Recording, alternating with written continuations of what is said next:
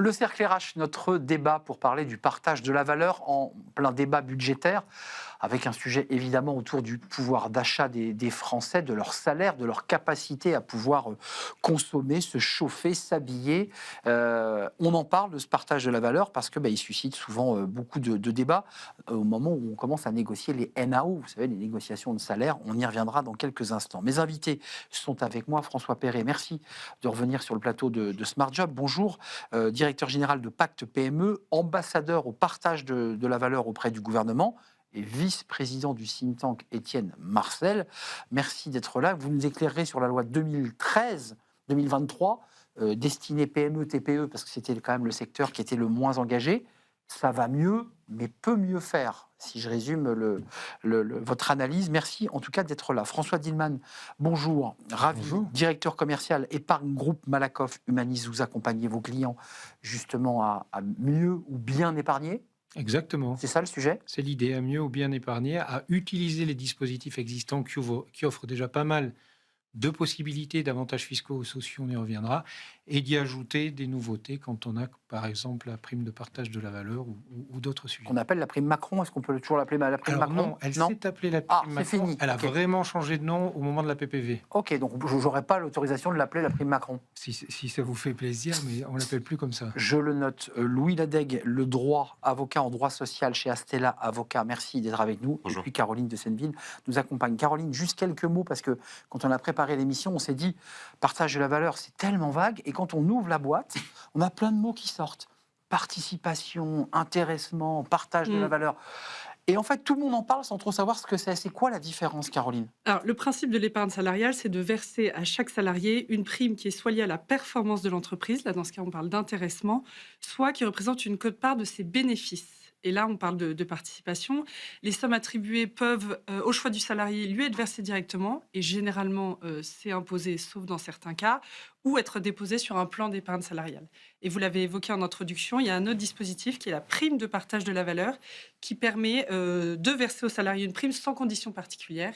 Et depuis le 1er janvier 2025, les structures de 11 à 49 salariés doivent mettre en place un dispositif de partage de la valeur globale. Je reviens vers vous, c'est la loi de 2023, celle qui effectivement a fait redescendre jusqu'aux entreprises de 11 à 49 salariés.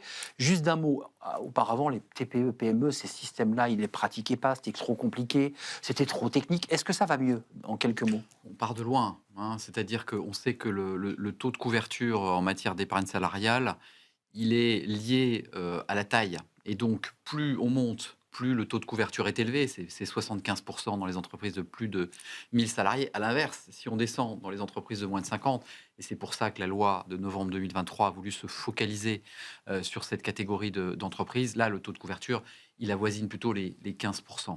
Donc on part de très très loin. Mais ça va mieux. Mais ça va mieux parce que finalement, quand on regarde un petit peu ce qui s'est passé au premier semestre 2025, on s'aperçoit que dans les entreprises de moins de 50 salariés, de 11 à 49 pour être précis, il y a quand même 6573 accords qui ont été quand même passés. Ce qui veut dire que les entreprises... Dans les outils dont on a parlé. Oui, alors même plus que ça, intéressement, participation, vous l'avez dit, mais également abondement et prime de partage de la valeur. Alors, on ne peut pas tout additionner parce qu'on n'a pas les résultats complets, mais si on additionne participation, intéressement, c'est plus de 6500 accords supplémentaires. Alors attention, à comparer quand même à 172 000 entreprises éligibles potentiellement au départ. C'est là où il y a encore un petit peu de chemin. Juste quelques mots, est-ce qu'on peut cumuler, parce qu'il y a des aspects pratiques, il y a des patrons de PME qui nous regardent, je ne dis pas des DRH de PME, parce qu'en général la DRH c'est le patron, est-ce qu'on peut cumuler tous ces outils, de la participation, de l'intéressement, de l'abondement, et en même temps de la prime de partage de la valeur? Oui, c'est vrai, les plafonds de versement, ils s'apprécient individuellement par dispositif. En revanche, c'est vrai que les règles, les forces d'incitation avec les exonérations de charges sociales et d'impôts sur le revenu ne sont pas les mêmes selon le seuil d'effectif, selon l'effectif total de l'entreprise, et notamment sur les entreprises de moins de 50 salariés, vous l'avez dit, jusqu'à 31 décembre 2026, on aurait quand même tout intérêt à verser une prime de partage de la valeur qui, pour la plupart des salariés, sera exonérée de toute charge sociale et d'impôts sur le revenu. Donc c'est intéressant pour l'entreprise. Oui, effectivement. C'est non chargé, pour dire cash. Exactement, c'est-à-dire que ça permet vraiment de booster le net. C'est un élément de rémunération, c'est complètement inégalé. Quand on verse dans une entreprise de moins de 50 salariés une prime de partage de la valeur à des salariés dont un niveau de rémunération est quand même assez élevé, il n'y a aucune charge patronale, aucune charge salariale et aucun impôt sur le revenu. François Dillmann, vous qui accompagnez les entreprises, parce que vous conseillez aussi les entreprises qui parfois se posent des questions sur l'outil, le dispositif, je vous vois acquiescer.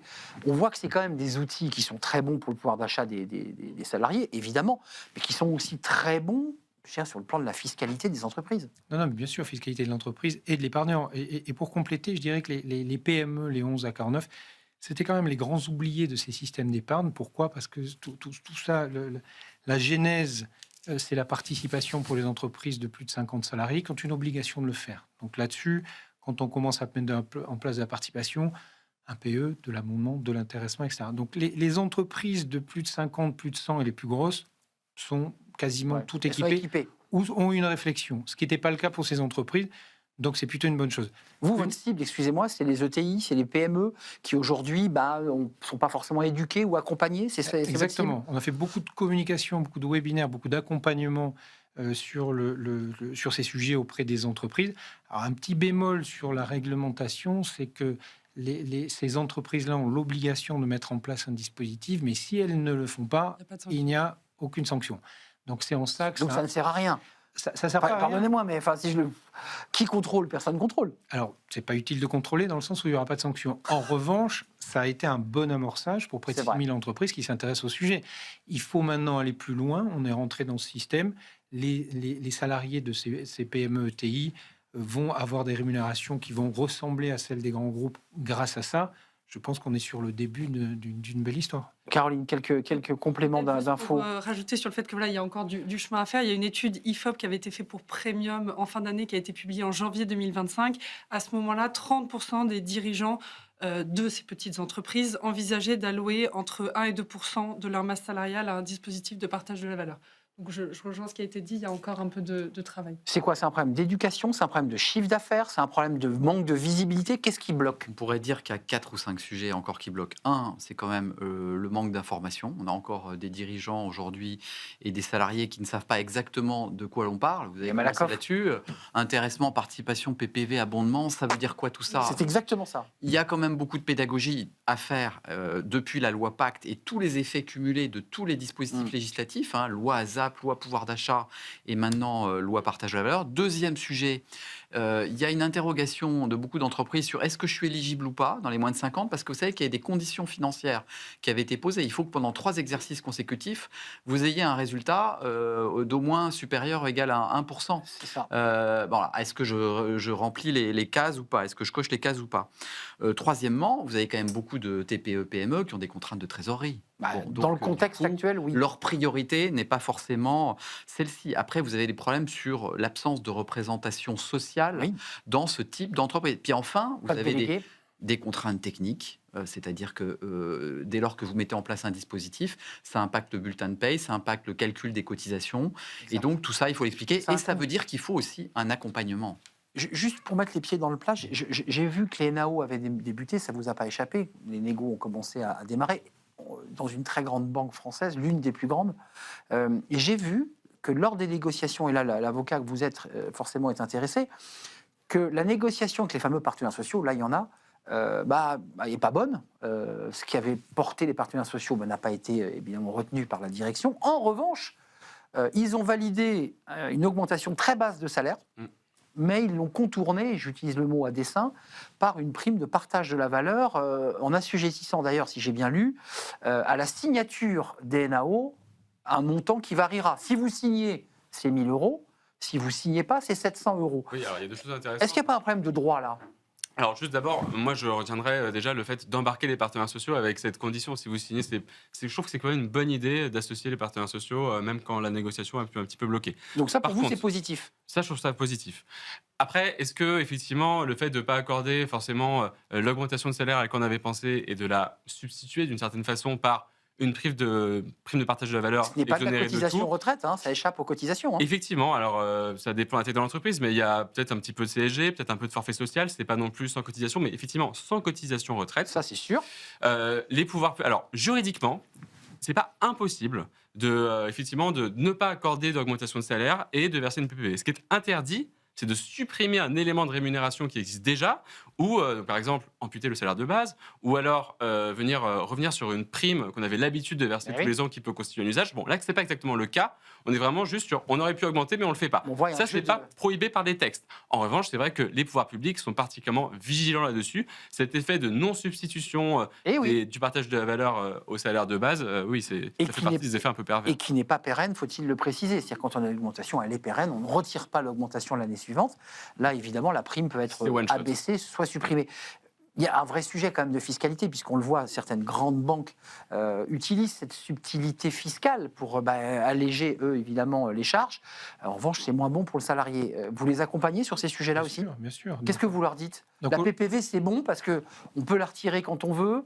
Il peut y avoir des écarts de trésorerie. Quel est le Alors, sur les entreprises, on leur dit effectivement que c'est très souple, la mise en place d'une PPV. Ça peut être une année, pas l'année d'après. Oui. Les plafonds ont augmenté, donc ça, c'est plutôt une bonne chose, parce qu'au tout début, elle était quand même ridicule au niveau du montant. Aujourd'hui, elle est plafonnée à 3 000 ou 6 000 euros en fonction du contexte. Donc, pour les entreprises, on leur dit que c'est un vrai avantage fiscal, social pour ce qui les concerne, et pour les épargnants aussi. Et donc, on accompagne les deux, les entreprises et les épargnants, notamment avec beaucoup d'outils digitaux aujourd'hui. On propose des simulateurs de perception de capital, des simulateurs. Alors, on est sur des sujets aussi d'épargne long terme. On parlait de PE. Oui. On peut parler aussi de PERCO et de PERO, ces nouveaux plans d'épargne retraite obligatoires au collectif. Donc là, l'entreprise, le salarié abonde avec l'entreprise. Comment ça marche techniquement, ça ? Alors, le salarié a loisir de verser sa PPV et ou son abondement, s'il en a. Donc, il ne la touche pas, il la verse. Son intéressement, sa participation, il la verse, il échappe à l'impôt.